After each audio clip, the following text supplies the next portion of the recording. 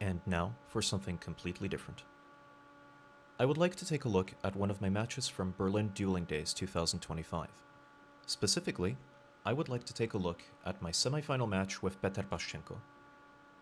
I think this is a very good match to take a deep dive into, because it both illustrates some very nice fencing by two fencers both trying to stick to the Barbasetti Italian method, but also very good divergences from that method to better fit the tactical situation and the rule set. Some key ideas before we get into this match. I had fenced Petr before. I knew roughly what to expect. I knew that I needed to avoid point in line or extended blade positions that he could develop into blade beats. I knew that he liked compound actions, so I needed to avoid being in measure long enough for 1-2 combinations to manifest. And finally, I knew that he liked invitations and getting invitations to set up parry posts, so if there was an opening, I needed to look very carefully before taking it. My game plan going into this match was therefore very simple. I would attack by feint or with compound action to take advantage of his invitations and deny him parry posts. I would do my best to take priority when possible and be aggressive, and when not, I would defend with distance, back away, and try and set up parry posts of my own when his compounds ran short.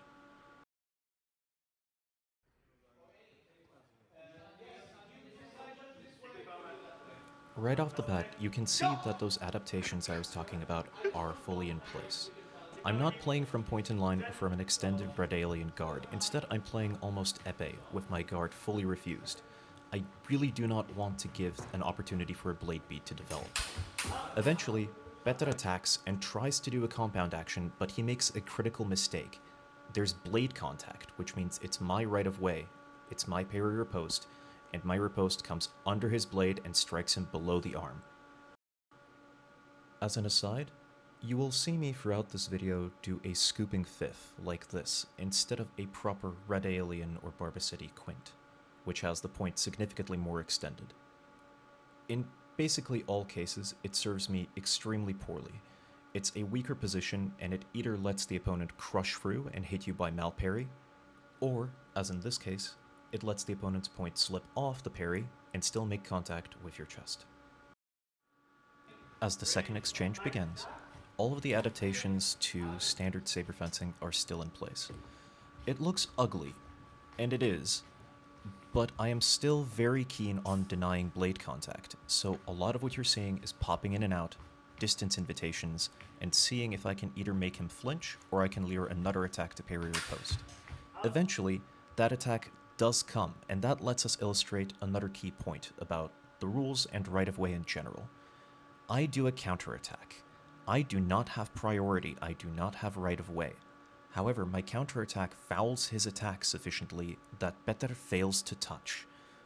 Therefore, despite not having priority, because I'm the only one who touched and I touch cleanly, I score. So now, 2 points up, I start being significantly more aggressive. I probe at the arm, and I start pressing, trying to induce some movement and buy openings. Eventually, I go into a full beat attack, but Petr is too far away and I can't connect. He then does a beat attack of his own with the false edge, and strikes. I try and parry in Septime, red alien 7th, but I'm fencing in a wrist brace and I'm unable to tip over my wrist quite enough to get the tip underneath his hit. The next touch is more Arlo than proper Italian. I pop in on a demi-lunge and bring the false edge up into his hand. It's a little cheap and it's a little cheeky, but it works. Here we see two very crucial things that are going to repeat throughout the match. One is probably my favorite feint. It's a Molinello cut to the head and then a redirection to the breast. It's very, very hard to parry, and it's something that I like doing, but here you see I miss because I pull short, and that's going to be something that repeats as well. Petr then attacks into my recovery and I'm unable to parry it. He touches by malparry. But I just got a crucial piece of information in that exchange. I saw that my feint failed to hit, but he went into the parry, which means I can draw that parry and I can make that opening. In the next exchange, we see continued aggression from me. I do a balestra and then advance with some skips, before trying to set myself up for a direct attack. However, my hand is kept refused. I don't commit to the attack until very late, and so we both end up extending at the same time into an attaque simultane, a simultaneous attack. So we're starting to see patterns now. One of those patterns is I really want right of way, I'm being very aggressive and pressing. But Peter is being very, very good about keeping distance and about reading how far I can actually reach, which is letting him develop attacks when I pull short. And that includes this beautiful compound attack, which is the first of those compound attacks I mentioned at the beginning that I was very, very wary of. So now, the score is 3-all. I need to find a way to break into his decision loop and demonstrate that he still needs to treat my attacks with respect, and I do that with another beat attack. Unlike the first one, this one actually works. I manage to beat aside his blade and go into a cut. We hit each other at the same time, but my beat attack gives me priority. The next pass, as with a lot of things in fencing, ends up coming down to distance. I launch an abortive thrust that doesn't go anywhere, but it provokes Peter into trying to launch an attack into that absence. I'm just far enough away that not only does his attack not connect, but I am able to do a parry riposte, parry quart, and then riposte to face. Here, Peter gives an invitation, which is one of his favorite things to do, trying to provoke a setup for a parry riposte. I don't really want to give it to him, but I do enough movements towards the arm to keep him interested until I launch a thrust. My thrust isn't a correct thrust. Barbasetti says that you should almost always be thrusting with the hand pronated, and I supinate here, but the supinated hand lets me lock out his counterattack and land a 1-2 combo cleanly. Feeling the pressure, Peter launches an immediate thrust here. I do the same fort parry face cut combo that I'd done earlier, but now my cut passes over the top of his head and I only touch with the renewal. I continue trying to retake initiative here and continue trying to press. I do a lot of touches towards the arm, including some of the false edge as Arlo would have us do, and eventually I decide to commit properly. However, I'm anticipating a counterattack, so I don't commit with an attack but instead with a preemptive parry, which means that by the time I'm extending my hand, his attack is coming in and we touch simultaneously. So this next touch is in my opinion quite cool. I've become more comfortable, and so instead of hanging out in a refused epee-style guard, I'm in a lot more of an extended Red Alien or Barbasetti style, extended almost point on line but not quite. And this provokes a beat attack again. And I go into Septime. I'm anticipating it's going to be the standard false edge beat, cut to face. Instead, he comes around and he cuts breast, and I can't convert to prime in time. But never mind, I'm still leading, and so I jump in and I do that same feint again because I know it works.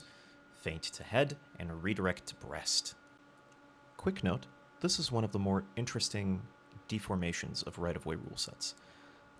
Attacks under the arm, either by a riposte or with a feint attack like this, are very, very difficult for people to parry because most people do not have their second parry practiced.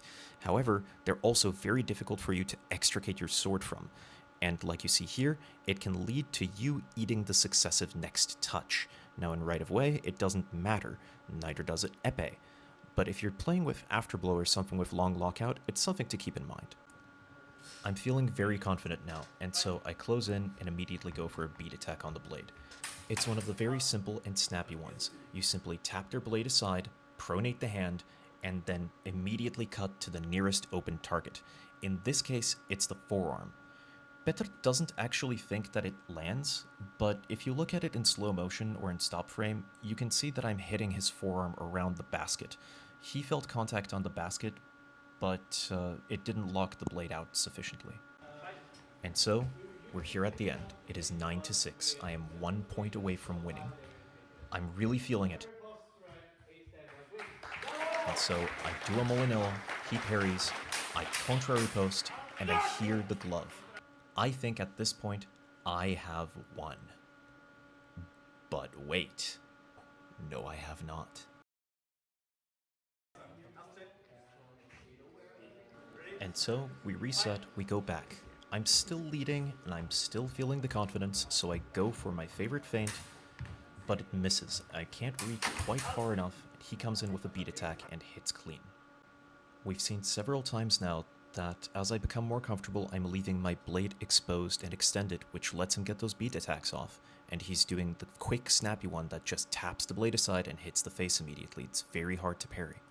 And just watch Better's distance management. For the last few passes, he has my measure down to an inch. I go for the same feint because that's what's been working, and I can see it's still drawing his arm up and into the parry, but I can't reach. He's doing a distance parry along with the parry of the arm, and I am crucially staying far too close and letting him do his own attack into my recovery. And you can see that I'm under a lot of pressure by now, because I'm still trying the old reliable feint, without thinking and without realizing he knows exactly what I'm doing and how to stop it. And once again, his countercut gives us a wonderful example of a counterattack working under right of way. And so, neck and neck, 9-9, at the end, I lose my nerve. I start backing away instead of trying to contest right of way by attacking, and I try and draw an attack that I can parry or post off of. Instead, what comes is the compound attack that I've been worried about since the very beginning, and it lands. One of the reasons why I've wanted to do this video for a while is I think HEMA and HEMAists have a tendency to get too focused on the technical part of fencing, how they would have performed in action, and they start missing the tactical aspects, which I think this match shows in spades. Some of them might be very specific to the rule set, but that's part of the tactics as well, adapting to the context that you are fencing under, just as they would have had to adapt in their own time. I hope that this was instructive and that you've taken at least something away from it. Until next time, happy fencing.